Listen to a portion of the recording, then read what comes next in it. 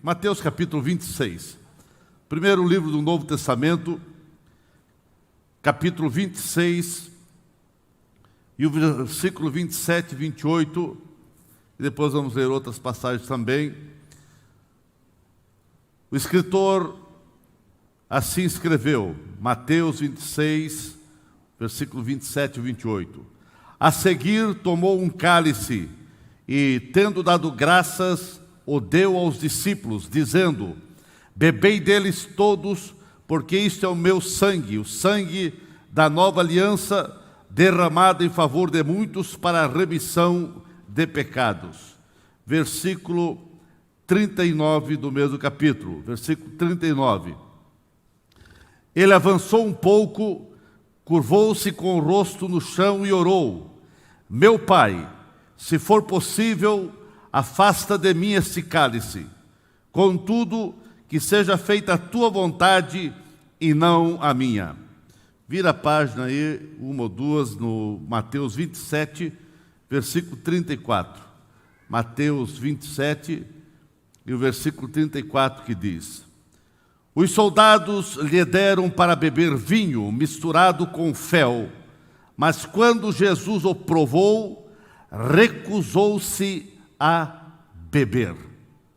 Pai querido, nós te agradecemos por essa oportunidade de estarmos reunidos com a tua igreja e aqueles que estão conectados conosco, que a bênção seja sobre todos e que cada um possa sair desse culto edificado, abençoado, renovado, fortalecido com a palavra e também ao participar da Santa Ceia. Te agradecemos, Pai, em nome de Jesus. Amém. Quem está sentado, meus irmãos? Eu quero falar, baseado nesses três textos, sobre os três cálices na vida de Jesus. Os três cálices na vida de Jesus. Meus queridos, as angústias do Filho de Deus foram incomparáveis. Nenhum homem sofreu como ele, Jesus, sofreu. Foi o que menos merecia sofrer e mesmo assim foi o que mais sofreu. Ele não cometeu pecado algum. Nenhum engano foi encontrado em sua boca. Jesus nunca pecou. No entanto, para resgatar a humanidade, para trazer liberdade, para trazer paz, para trazer perdão, para trazer salvação, ele suportou injustiças, ele suportou escárnios, ele suportou provocações, ele suportou todo tipo de sofrimento físico, emocional, espiritual. Ele sofreu terríveis angústias, de maneira cruel e violenta ele padeceu. Eu quero vos falar sobre os três cálices. E o primeiro cálice que eu quero falar nesta oportunidade, que está aí em Mateus, que nós lemos a seguir: tomou um cálice, tendo dado graças, o deu aos discípulos, dizendo: bebei dele todos, porque isto é o meu sangue, o sangue da nova aliança, derramado em favor de muitos para a remissão do pecado. Meus queridos, o primeiro cálice é o cálice da vitória. Jesus foi vitorioso, e ele, já percebendo toda a vitória, e ele querendo instituir algo novo, para isso ele veio. Então ele instituiu a Santa Ceia. Ele chamou os discípulos para preparar um lugar, e lá nesse lugar ele instituiu a Santa Ceia. A Páscoa chega ao fim, não há mais necessidade de sacrificar cordeiros, pois o cordeiro sem defeito, o cordeiro sem mácula, estava preparado para ser imolado, assim como tinha sido idealizado desde a fundação do mundo. Ele estava pronto para realizar o sacrifício único, perfeito, eficaz e irrepetível. Não precisaria mais repetir o sacrifício, como sempre era feito, a repetição de cordeiros sendo imolado. Meus queridos, Jesus instituiu o sacramento da ceia como memorial da sua morte, e até que ele viesse voltar, até a sua gloriosa volta. Por isso a igreja se reúne, pelo menos uma vez ao mês, ou quantas vezes for necessário ou preciso, para participar da Santa Ceia em memória ao alto preço que Jesus pagou no Calvário. A nova aliança foi inaugurada. Jesus com os discípulos inaugurou essa aliança que estava para acontecer há poucos ou horas depois desse momento que ele estava ali junto com os discípulos. Um novo pacto passa a vigorar, porque ele disse: esse cálice é o cálice da nova aliança, do novo pacto. Esse cálice é aquele onde Jesus, tomando em suas mãos, agradeceu a Deus e disse: tomai, porque isso é o meu sangue no Novo Testamento, que é derramado por muitos para a remissão de pecados. A ceia do Senhor é uma ordenança, uma ordem dada pelo próprio Mestre. Ele disse: fazei isso em memória de mim. Santa Ceia não é memória de um templo, de uma igreja. Santa Ceia não é memória de um homem, de um pastor, de qualquer outro líder, por mais que fizeram, quem sabe, trabalhos que ficou com grande evidência. A Santa Ceia é memória do alto preço que Jesus pagou no Calvário para resgatar a minha vida e a tua vida. A ceia do Senhor é uma comemoração. Ele disse: fazei isso em memória de mim. É uma recordação. Quem foi Jesus? Quando você coloca a mão no pão, quando você coloca a mão no cálice, você está lembrando de quem foi Jesus, o que fez Jesus. Você está lembrando o que Jesus fez por você, e você está lembrando do que Ele vai continuar fazendo por você em toda a eternidade. A ceia do Senhor é um agradecimento. Jesus, Ele não toma o cálice com lamento e gemidos, mas com ações de graça. Ele agradeceu e Ele deu aos seus discípulos. A ceia do Senhor é uma comunhão que todos devem fazer de uma forma comunitária. Isso quer dizer, todos tendo comunhão um com o outro, porque cada um deve examinar a si mesmo. A ceia do Senhor é uma garantia que realmente nós somos salvos, é uma garantia, um novo pacto, uma nova aliança no sangue de Cristo, o Cordeiro de Deus que tira o pecado do mundo. Tudo que Jesus passou foi para reconciliar o homem com Deus, e exatamente aí está a grande vitória, porque Jesus conseguiu efetuar o plano da conquista para a humanidade. Quando Jesus bradou lá na cruz, no Monte Calvário: está consumado, não foi um brado de derrota, não foi um brado de tristeza, não foi um brado de desesperado, mas foi um brado de vitória. Está consumado. Em Jesus já podemos obter muitas vitórias aqui nesta vida, e quanto mais na eternidade, porque aquilo que o homem não pensou, aquilo que não chegou à mente do homem, é o que Cristo foi preparar para mim e para você. Em Jesus nós já somos mais do que vitoriosos. Se permanecermos leais e fiéis ao Senhor, vamos cantar o grande hino da vitória. E esse dia está chegando, esse dia está se aproximando, esse dia vai chegar. Aleluia! Não deixe suas vestes serem maculadas, não deixe suas vestes serem manchadas. Guarda a coroa, que nada venha levar você a perder a tua bênção, a perder a tua vitória, a perder a tua salvação. Jesus chamou esta cerimônia de Santa Ceia de nova aliança no meu sangue.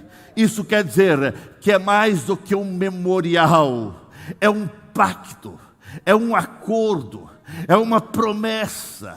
Ele estava prometendo que derramaria o seu sangue ali para os discípulos. E ele disse: sempre que vocês vão participar desse cálice, Façam isso em memória do meu sangue. Santa Ceia é um olhar para o sacrifício de Jesus Cristo.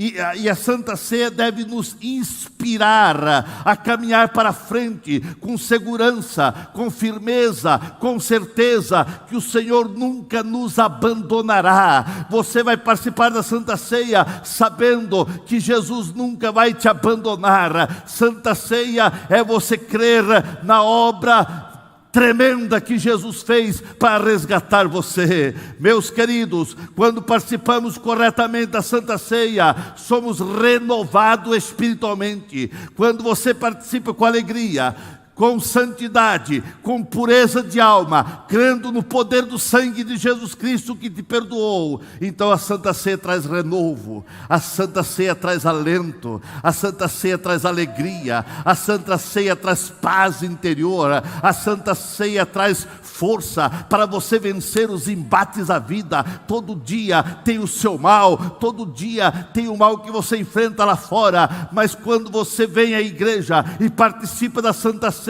assim isso traz renovo e fortalecimento à tua fé. Assim como você participa do pão de cada dia para sustentar o corpo, você participa do pão e do suco da videira para fortalecer a tua vida espiritual. É um pacto que você fez com Cristo, e ao participar da Santa Ceia, você está renovando o teu amor, renovando a tua alegria, renovando o prazer de servir ao Senhor e a certeza que você vai para o céu. Nosso amor para com a obra de Deus aqui na terra passa a ter mais sentido, passa a ter mais importância quando nós participamos da Santa Ceia, observando os critérios que Cristo ordenou. A Santa Ceia nutre e fortalece cada dia a nossa fé no sacrifício de Cristo. Santa Ceia nos leva a examinar a nossa conduta no dia a dia, nos leva a participar então com alegria nessa cerimônia. A Santa Ceia é esse momento onde o cristão é confrontado. Quando você pega a mão no pão e no cálice, você é confrontado a examinar a si mesmo.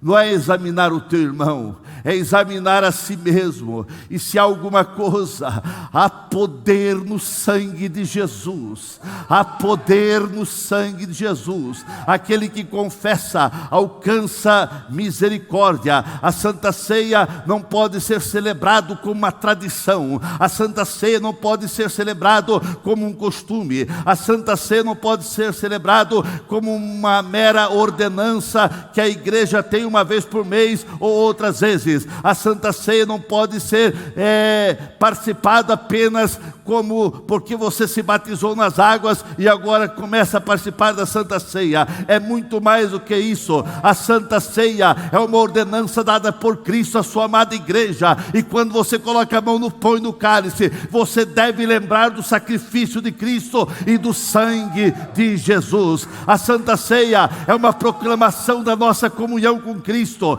é uma proclamação que você tem comunhão com a igreja, que você tem comunhão com o outro. A Santa Ceia está dizendo que você não tem mais aquela vida mundana, mas você tem uma vida consagrada e dedicada para Jesus. Então a Santa Ceia é um caráter festivo, é uma festa. Por isso que o principal culto da igreja é a Santa Ceia. É uma reunião que transmite alegria, pois quando participamos do pão e do vinho, símbolo do corpo e do sangue do Senhor, estamos falando da nossa redenção, que foi conquistada por Cristo no Calvário. Santa Ceia sempre deve ser a maior festa então da igreja. A Santa Ceia aponta para o passado, para a grande salvação no Calvário, efetuada por Cristo Jesus. Mas a Santa Ceia também aponta para o presente, a vida ativa, a vida de comunhão que nós precisamos ter no dia a dia para desenvolver a nossa fé. A Santa Ceia também aponta para o futuro. Ele diz: até que ele volte, até que venha. Então a Santa Ceia aponta para a volta de Jesus Cristo, até que ele venha nos buscar. Aleluia. O primeiro cálice que Jesus passou, foi Ele mesmo que ordenou. E Ele pegou o cálice e deu aos seus discípulos. É o cálice da comunhão. É o cálice da gratidão. Esse cálice você participa na Santa Ceia. Mas Jesus passou por um outro cálice. O cálice do sofrimento. O cálice da angústia. O cálice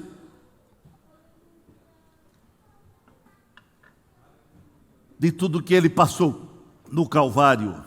A palavra de Deus diz: e Ele avançou um pouco, curvou-se com o rosto no chão e orou: meu Pai, se for possível, afasta de mim esse cálice.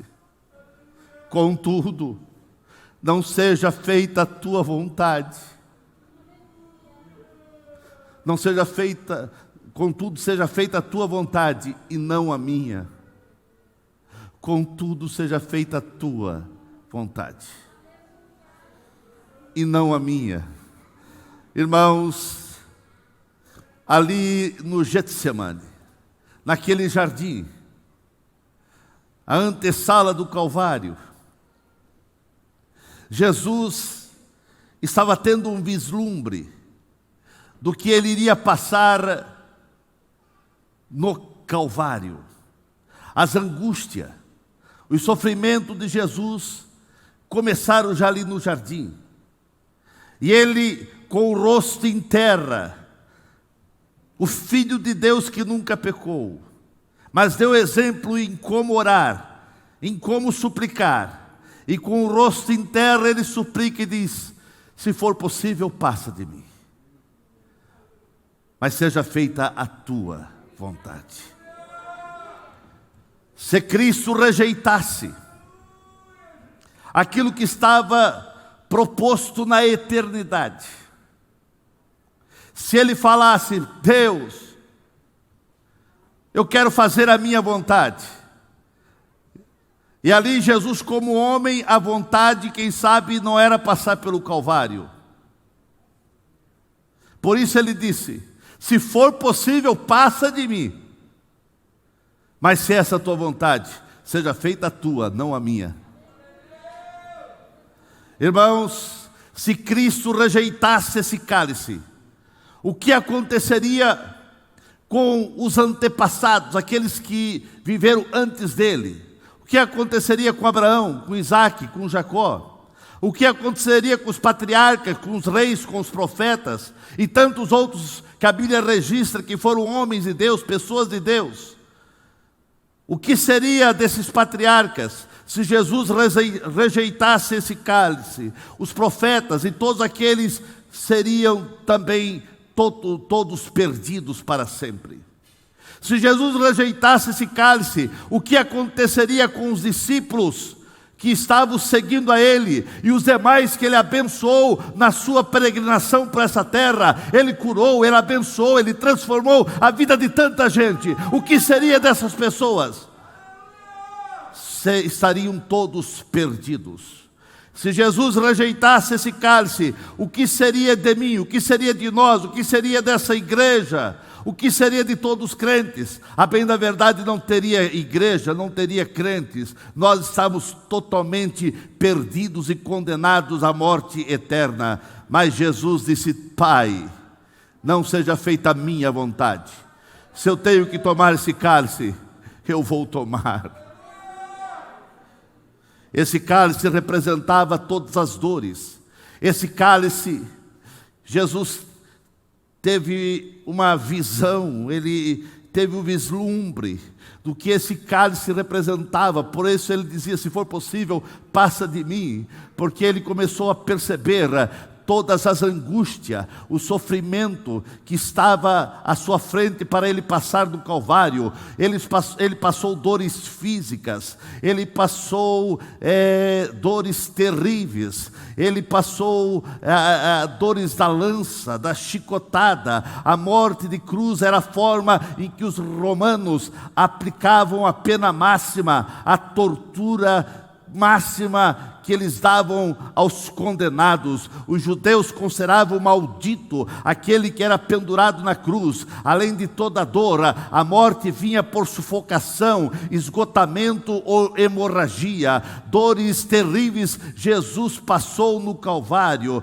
e Ele tomou esse cálice para salvar a mim e a você. Ele passou dores psicológicas, mentais, as ironias, as provocações do povo que diziam: se tu és o Cristo, tu és o Salvador, salva-te a ti mesmo e salva a nós. Um dos ladrões assim falava. Jesus foi escarnecido como profeta, foi escarnecido como Salvador, foi escarnecido como Rei. Ele passou por dores morais terríveis, foi o escárnio, foi a nudez. Jesus foi despido de suas vestes, e elas foram repartidas pelos soldados, e sobre sua túnica lançaram sorte para ver com quem ficava. Irmãos, esse cálice era muito mais do que os sofrimentos de dor física que estava ele passando, mas esse cálice era a ira de Deus contra o nosso pecado. Era a ira de Deus contra o pecador. Mas Jesus agora se fez pecado.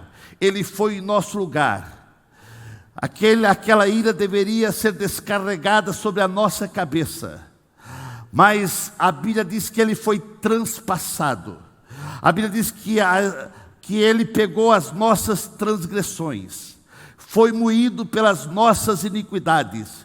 O castigo que nos traz a paz estava sobre ele, e pelas suas pisaduras fomos sarados. Fomos sarados, porque ele tomou as nossas transgressões, ele tomou as nossas iniquidades, e agora o pecado da humanidade estava sobre Cristo, e a ira de Deus veio sobre Cristo, a maior dor que ele passou. E quando ele dizia: se for possível, passa de mim esse cálice, porque ele teve o vislumbre, e agora ele passa por isso. Aquele momento que Deus virou o rosto, e a Bíblia diz que ele deu um grito dizendo: Deus meu, por que me desamparaste? Mas nesse momento, o pecado de toda a humanidade estava sobre Cristo, e assim ele teve as dores espirituais, que foram maiores do que as dores físicas e morais. A solidão, o pecado da humanidade sobre ele,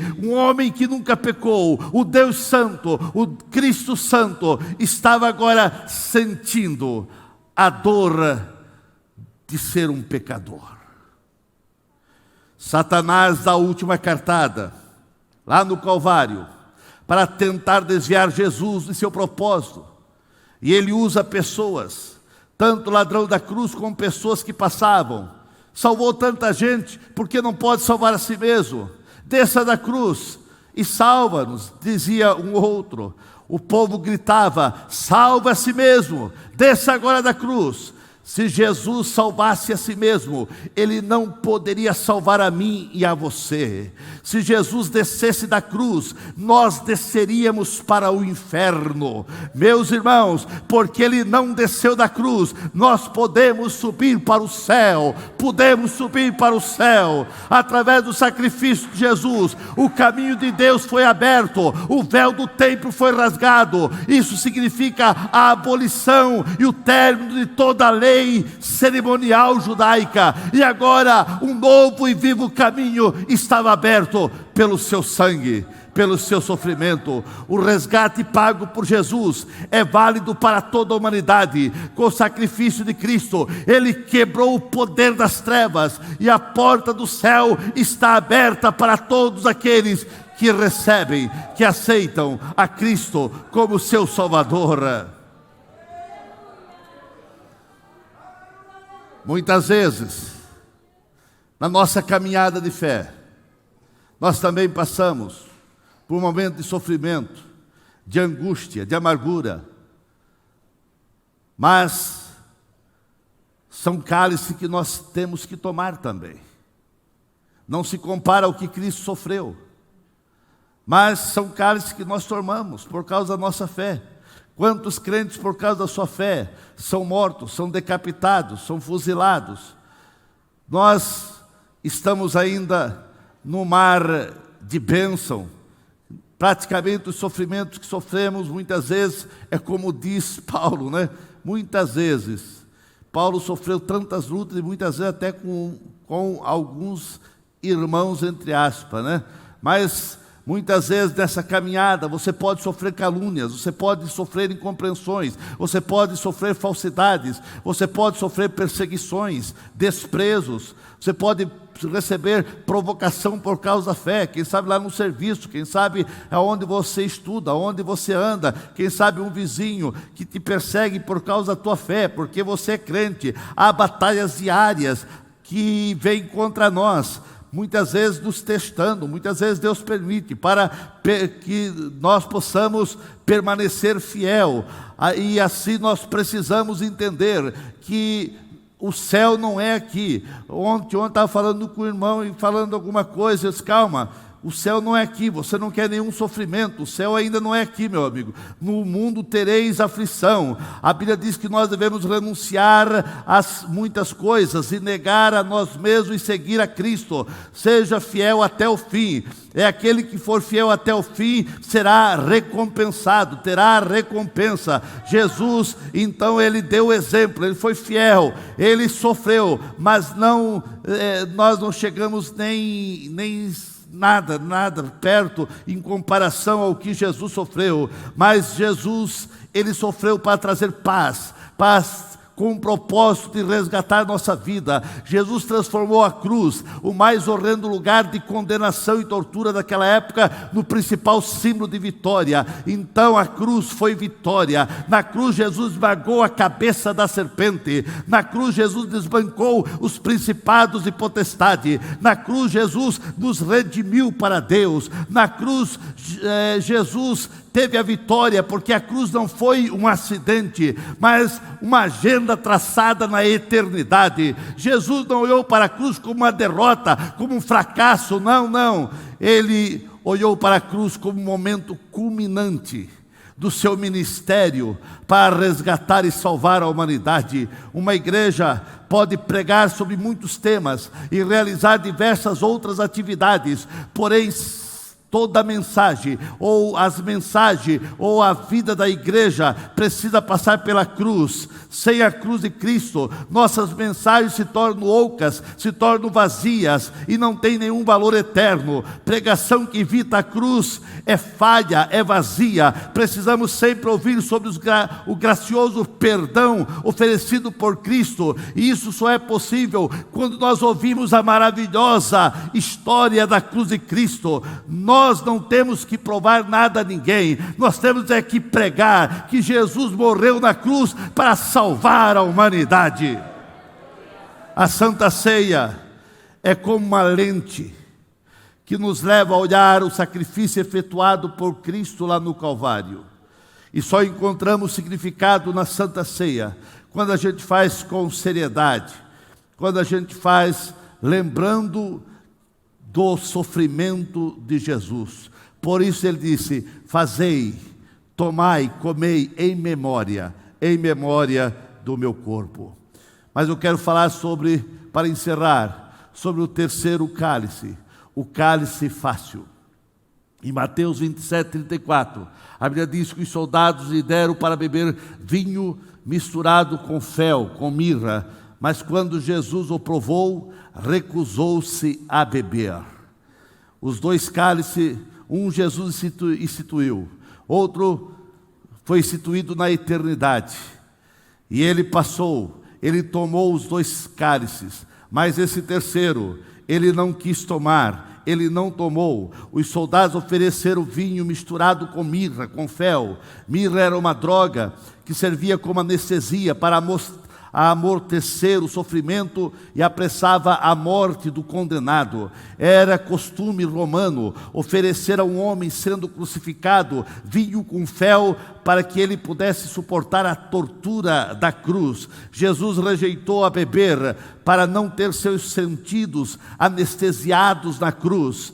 Ele sofreu morte e morte de cruz. Jesus recusou seguir pelo caminho mais fácil de tomar um analgésico, um entorpecente, para amenizar as dores terríveis que ele estava sentindo. Ele estava sentindo dores terríveis e não aceitou nenhum analgésico para amenizar essa dor, porque ele passou a todo momento. Então Jesus rejeitou beber esse cálice, porque se ele bebesse, as escrituras não se cumpririam, porque a Bíblia diz que Jesus era homens e dores, e ele sentiu todas as dores para salvar a humanidade. Meus queridos, Jesus não entrou pelo caminho mais fácil, ele deu exemplo para que você também não entre pelo caminho mais fácil. Há muitos crentes que querem um caminho mais fácil para ser crente, para ser de Jesus. Meus irmãos, muitos crentes estão aceitando esse cálice e estão tomando, e isso tem feito um grande estrago na vida espiritual. O caminho mais fácil que muitos crentes estão tomando para ser um crente meia boca, como se diz.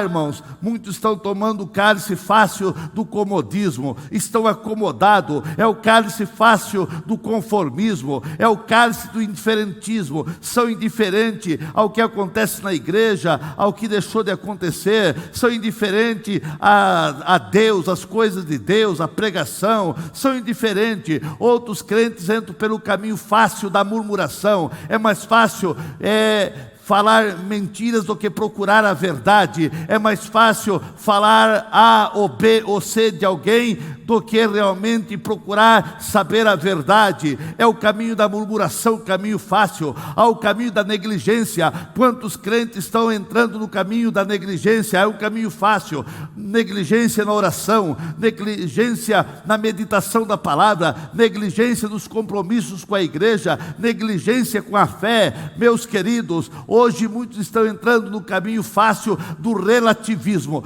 Tudo é relativo, nada é absoluto. Mas a fé não é relativa, a fé é absoluta. O você servir a Deus não é relativo. Tem coisas que não é relativa, tem coisa que é pecado, que é realmente o confronto a Deus e as coisas de Deus. Você não pode relativizar a tua fé e nem relativizar a palavra de Deus. Há o cálice fácil da infidelidade. Quantos são infiéis? Infiéis dentro de casa, infiéis no casamento, infiéis com a igreja, infiéis nos seus dízimos, infiéis na sua oferta. Outros são infiéis na sua lealdade, são desleais. É o caminho mais fácil. O cálice do caminho mais fácil tem levado muitos crentes a um beco sem saída. Muitos estão vivendo uma vida de derrota, uma vida de fracasso, uma vida sem nenhuma sustentação que vai para o céu, porque a sua vida é um fracasso total, porque entraram pelo caminho fácil, querem ser crente de qualquer maneira, e não é de qualquer maneira. Ser crente é ser realmente um seguidor de Cristo. Ser crente é ter uma vida pautada na oração, pautada na palavra de Deus, pautada na fé. Ser crente é viver uma vida dedicada ao Senhor. O inimigo da nossa alma sempre está oferecendo o cálice mais fácil. Quase sempre essa oferta do inimigo é atrativa, é sedutora, mas não aceite o cálice fácil. Jesus rejeitou, ele deu exemplo. Rejeite o cálice fácil e siga a Jesus com alegria.